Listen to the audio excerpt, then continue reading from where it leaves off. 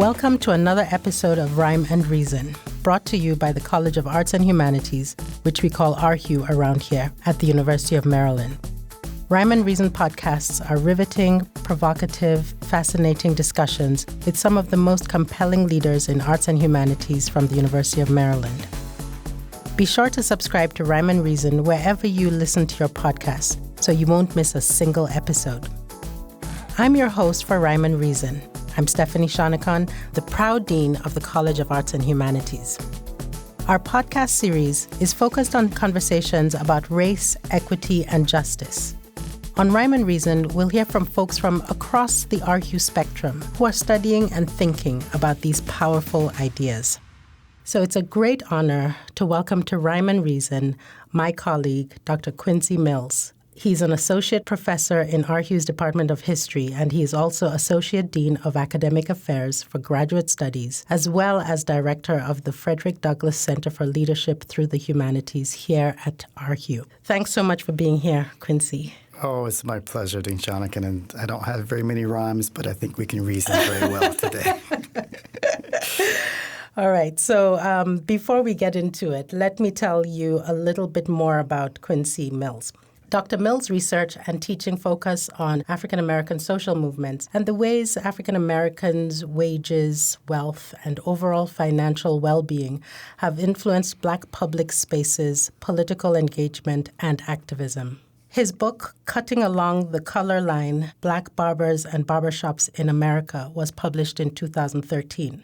It examines the history of Black barbershops as businesses and civic institutions central to civil rights struggles. He has also co-edited Black Subjects in Africa and its Diasporas, Race and Gender in Research and Writing, which was published in 2011, and is currently working on a new monograph tentatively titled Movement Money, Crises, Relief, and the Economy of Activism During the Civil Rights Movement, which explores the relationship between white economic reprisals and Black grassroots fundraising during the Civil Rights Movement.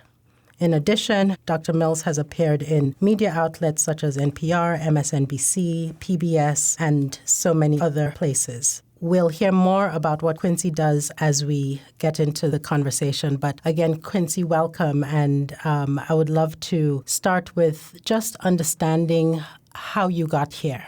You know, what brought you to the field of history, even though you started off in business and in economics and made your way to history. So if we could just start with a quick narrative about how you got here, and then we'll get specifically into your work.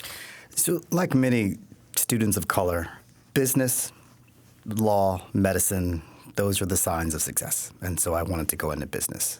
Ultimately, I wanted to have some control over my time. So it was the autonomy that I gravitated more to than, say, you know, the business per se or the making of money. It wasn't that. It was that I wanted to control my time. At the same time, I knew that money mattered in a certain kind of way. I wanted to be an accountant because I wanted to sort of understand the order of things. And that's what accounting does. And that never really left me. I also liked history. I can't say that I fully understood what history meant. It was Carter G. Woodson's miseducation of the Negro that sort of opened my eyes. And it was a Black woman historian, Juliet Walker, who was in her African-American history class, and I did an independent project with her that was on the all-Black town of Mountain Bayou, Mississippi. And sitting at the microfilm was fun to me. And I was aware enough to know that that was a little bit strange. And so she really sort of pulled me in and said, hey, just, you know, let's just think about this. And so I would say that it wasn't so much my degree that got me anywhere. It was all the things I learned through the course of obtaining that degree. I sort of brought that with me into the study of history. At a certain point, I graduated, and then I applied to graduate school, applied to PhD programs, and did not get in. Oh, you didn't get in on the first round? I did not. Well, I suspect that they thought I was not a traditional applicant, and I needed more training in history. And I said, okay, I'll do that. So I did a terminal master's degree at U of Chicago, and then applied again. and was successful at that time. And so, I fell. I got up. I fell many more times. I still fall. I keep getting back up. I think that's something our students and our colleagues need to hear. Yeah. You ended up going to the University of Chicago for the PhD in history, which is highly prestigious. But that did not come without first getting turned down. And certainly in being there, I was not a good writer. And so I took the famed Little Red Schoolhouse course at U of Chicago. And for the first time, I thought about my sentences. I thought about, what I was putting on the page. And so that was really, really, really, really wonderful. Can you kind of walk me through, Quincy, you had to choose a dissertation topic. Was the dissertation on barbershops as well? And how did that come to be? So the summer before I started the PhD program, I did an ethnography of a barbershop for Melissa Harris, then Lacewell. Now her last name's Perry. She was working on her first book, which is titled Bibles, Barbershops, BET, Everyday Talk, and Black Political Thought. And so she thought that as a woman, if she were to sit in that barbershop on the south side of Chicago, that she might alter the space. And so she asked me to sort of do the ethnography. And I sat in this barbershop, again, summer 2000, election year. The Williams sisters in tennis that was a really high peak moment for them in their career. And I just couldn't help but think about the space historically. Were barbershops like this in the 1950s? What about the 1850s?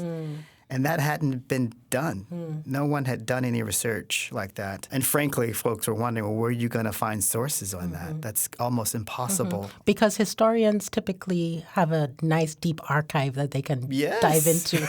And you did not. Absolutely. Because it's everyday life. And so you sort of imagine that things that are around everyday life, we don't write down. We just live. Yeah, and, it's like it's not in the archive. But in fact, actually, it was. And so I stumbled upon this barber, George Myers, in Cleveland, Ohio. He was a barber between the 1880s and 1933 is when he passed away. He was President William McKinley's barber before McKinley became president. And he had 6 rows of microfilm papers. What is this barber doing with 6 rows? Who is this guy? And so what I discovered was that most of his clients were white men. And once McKinley was elected president in 1896, Myers got a flood of letters from African Americans across the country saying, hey, I see that McKinley got elected president. Can you put in a good word for me? I would like to be, the recorder of deeds here in Mobile, or I'd like a political position here. And so Myers became this go-between between African Americans and the Republican Party. And that really, that was the beginning of this project as a dissertation, later a book, which is to say that Myers was not an aberration. Like he, along with other black barbers in the 19th century, exclusively groomed white men to the extent that they excluded black men from entering their shops. Which I was like, well, this is not the barbershop I was looking for. That's right. Not at all. And so what I pulled from that, and it sort of took me some years to not be upset with these barbers. It took me a while to fully understand them, and the way that I did was, the barbershop, there's talk, there's debates and all that, but these are businesses. These are businesses. And we do ourselves a disservice if we talk about this public sphere outside of the market economy. And so in the book, I talk about this black commercial public sphere, much like black newspapers. That's right. Don't get it twisted, right? These newspapers have to make money. They don't make money. They don't exactly. They close down. And so what does it mean to make money and to sort of put forth a particular political view, a cause, et cetera? And so that helped me then understand those barbers in the 19th century. One of the reviews of the book, Cutting Along the Color Line, Black Barbers and Barbershops in America. So one of the reviews by Devarian Baldwin is quoted as, quote, Mills' ability to take barbering as a site of commercial exchange and explore its changing racial meaning makes this an important book. But his ability to embed the racial meaning of the barbershop within the material act of grooming and the material aspirations of entrepreneurial self-sufficiency is what makes this a landmark study. So I think what Baldwin is saying here is that you go beyond seeing the barbershop as this sort of cultural space of community and communication, that it is about commerce as well.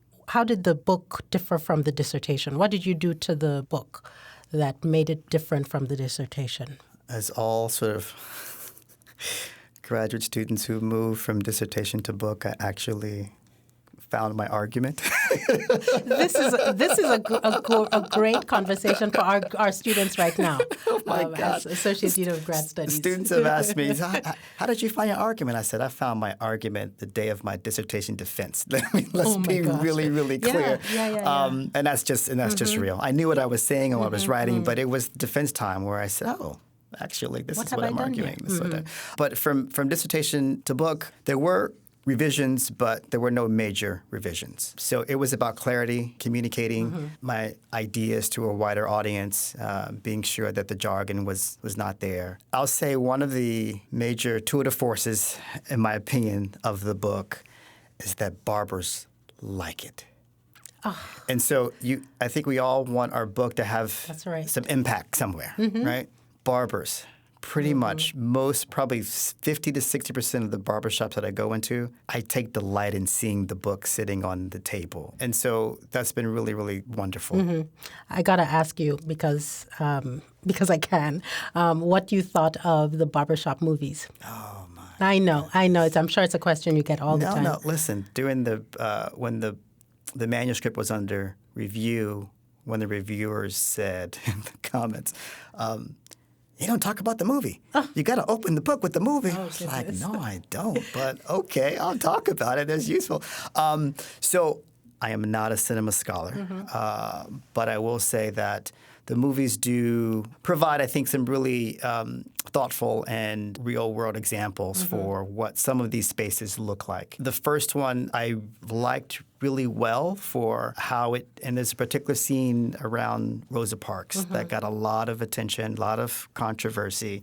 As a historian, frankly, I kind of appreciated what the movie was trying to do. And very, very quickly, one of the older barbers, oldest barber in the shop, said that Rosa Parks didn't do anything but sit down. And the other folks in the shop really went at him hard. That's like, right. Don't you dare say that about... And the people at the movie theater. And the people at the movie theater. That's right. And he said, that I sat down on the bus before Rosa Parks, but there was no moving around. Like, that was, I think, a really wonderful moment to talk about how history is made. And I say made intentionally. Like the strategies that organizers employ. There were many other folk who, frankly, who refused to get up before Rosa. But like either the timing wasn't right, the person wasn't right, and we can talk about the politics of that. Rosa Parks was right. The timing was right. It all just sort of worked out. But it does say that we should be thinking about these movements expansively and not who was the first to do X, because that doesn't get us very far. It's also, I think, a problem with how we talk about African-American history generally, like Black History Month. It's all this, the first person to do this, the first person to do that, first person to do that. Like, okay, that's a fine starting point, but it's a starting point. Right. So the movies were useful in sort of, again, engaging this larger public conversation. I even go back to Spike Lee's master's thesis, Joe's Bedside Barbershop, which obviously doesn't get played. But folks have been thinking about this in cinema and literature for quite some time. And so I think public spaces are useful sites to engage everyday life. And so I think that's why the barbershop continuously comes up as a site to include in some capacity in public discourse. One of the reviews said, quote, "This sweeping, engaging history of an iconic cultural establishment shows that Black entrepreneurship was intimately linked to the struggle for equality." So we're sitting in this studio now in 2025, and I wonder if you could link what you wrote about with this sweeping, engaging history and link it to this present moment. And I know most historians don't like to talk about the present moment, but I wonder if you could kind of expand a little bit on how your research in this book, what it tells us to think about or to do in this present moment. The first is that collectivity is important, that we're not alone, that movements don't begin or end with one person, that public engagement is essential. civil rights organizers, civil rights movements across the country, there was always some regular meeting. In the South, those meetings happened in the church with 400, 500, 600, 700 people coming to the meetings weekly. Montgomery Bus Boycott, Birmingham Campaign, Selma, et cetera, right? Collective engagement. Second, economic security is really, really vital. Really, really vital. So my personal concerns as a student, thinking about my life, again, I wanted to control my time. I wanted some sense of economic autonomy. I didn't want people telling me what to do, right? Of course, someone's going to tell you what to do at some point, but you want to feel like you have some ownership in your life. As we know, enslaved folks didn't have that. They might be able to squeeze a little time or steal some space with provision grounds or on Sunday, right?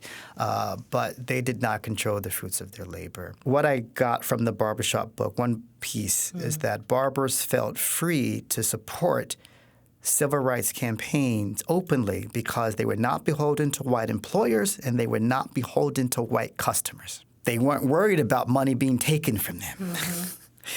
And so to think about this political moment, it's the weapon of money. It's being used. It's economic precarity being used as a political weapon.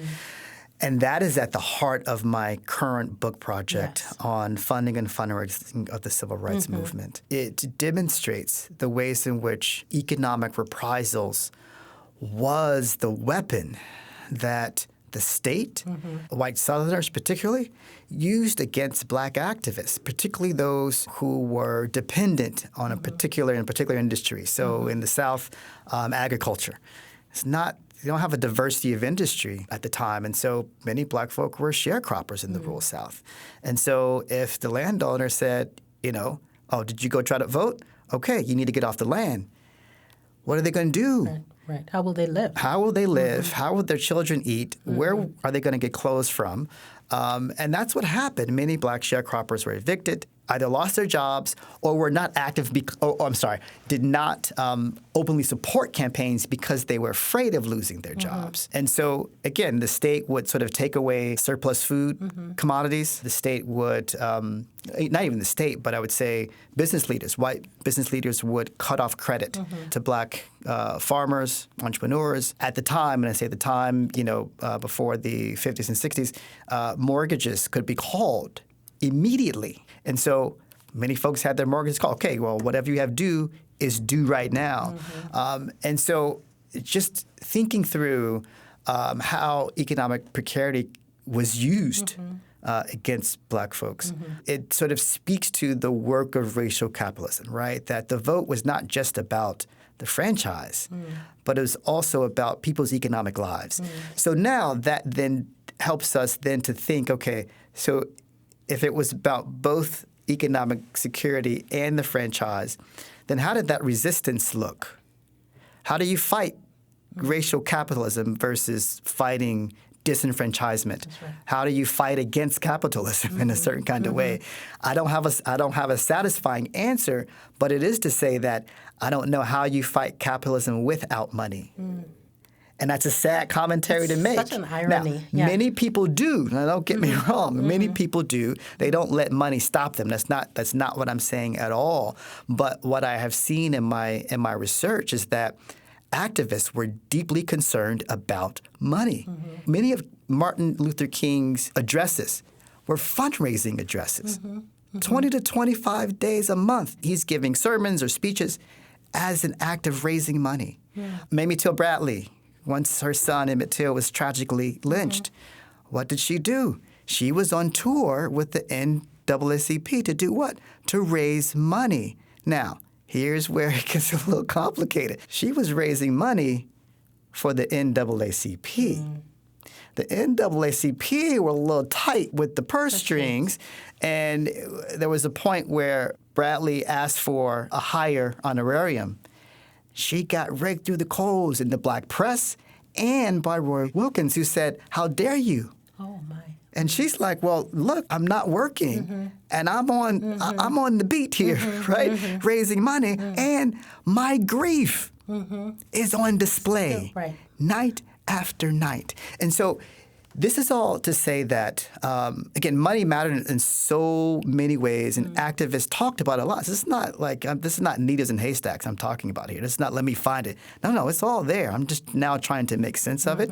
But at the heart, and this is back to your original question, what we certainly see is the administration using the purse string to get a political will, right? Again, how do you respond to that? I can't raise $400 million that gets taken.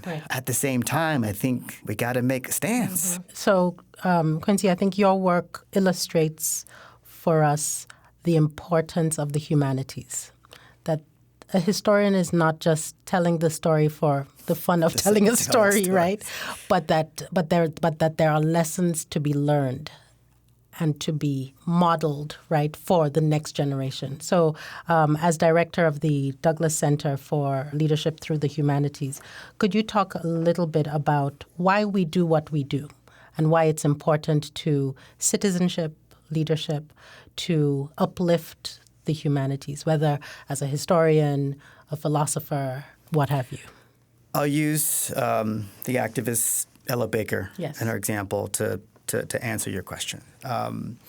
So Ella Baker was a member of the Southern Christian Leadership Conference when college students began to sit in around the country, first in Greensboro, North Carolina, and then other cities as well. And SCLC wanted to bring in the students as a student arm. The NAACP and CORE, Congress of Racial Equality, they all wanted to bring these students under their wing. Baker said, no, you don't want to do that. You want to have your autonomy. And Baker didn't like the top-down leadership structure that many of these organizations cherished. And so Baker would not call herself a leader. She was clear. She said, I'm not a leader. One thing, Baker so much was a leader, but a few things that Baker's philosophy on leadership was that leadership should come from below, not from the top, that you help to empower people to be leaders in their own local communities. One. Two, Baker started 3 organizations with the express purpose of raising money for activists. For example, she raised money for some of those students in SNCC who to remind you, many of those students left school, spent time in the South, but they also went back. And so she raised scholarship money for them to go back. And people like John Lewis. People like John Lewis. She had this larger sense of care, right? That we have to care for these folk, right? We have to support them. We have to give them this base. That's at the center of humanity. I like that. And she also this really famous, very short article whose title is "The Sit-ins Were Bigger Than a Hamburger." Which let's think about the larger. Like folks aren't just like the hamburgers were not good at those lunch counters, right? This wasn't about the hamburgers. It wasn't about consumption. It was the larger politics of dignity, human dignity. We call it the Civil Rights Movement. But when you look at the records from King and others, they talk about this fight for human dignity, not a fight for civil rights. Now, if we focus on that, then we can move from, as many activists eventually did, civil rights to human rights. Okay? And so that's... Including King. Including King, exactly. And so I bring up Baker to say that one of the things that the Douglass Center will do, first and foremost, is help to define what leadership means. Many academics shy away from this term leader and leadership because of the way that it's traditionally discussed and used. Correct. Right? As a hierarchical, you are ego-driven, one person lead, you're the boss. No, let me be clear. That is not what the Douglass Center will promote or support at all. The Douglass Center will support bottom-up leadership. Leaders come from all sorts of places. One doesn't have to be out front. The Civil Rights Movement itself, the sort of engine, if you will, right, were women who were not out front, where the ministers were, but they were actually the one moving folks, right? They were organizing. Those are leaders. I will follow Baker. I will follow Fannie Lou Hamer anywhere, right? So the Douglass Center really wants to sort of, one, articulate what it means by leadership, but also allow for more folks to see themselves as leaders, or certainly folks who feel that they have the capacity and the support to take a stand. And that's it. Right. And that stand can come in all sorts of different ways. I don't want to dictate that. I want people to imagine that for themselves. And they will, and they do. Let's be clear. I'm not creating anything, right? Folks in Prince George's County have been fighting tooth and nail in their community. So I'm not bringing anything new. But what I do hope that the Douglass Center does is provide a larger conversation between the University of Maryland College Park and surrounding Prince George's County, D.C., Virginia, and certainly the larger state of Maryland. And so that's one sort of larger vision I have for the center.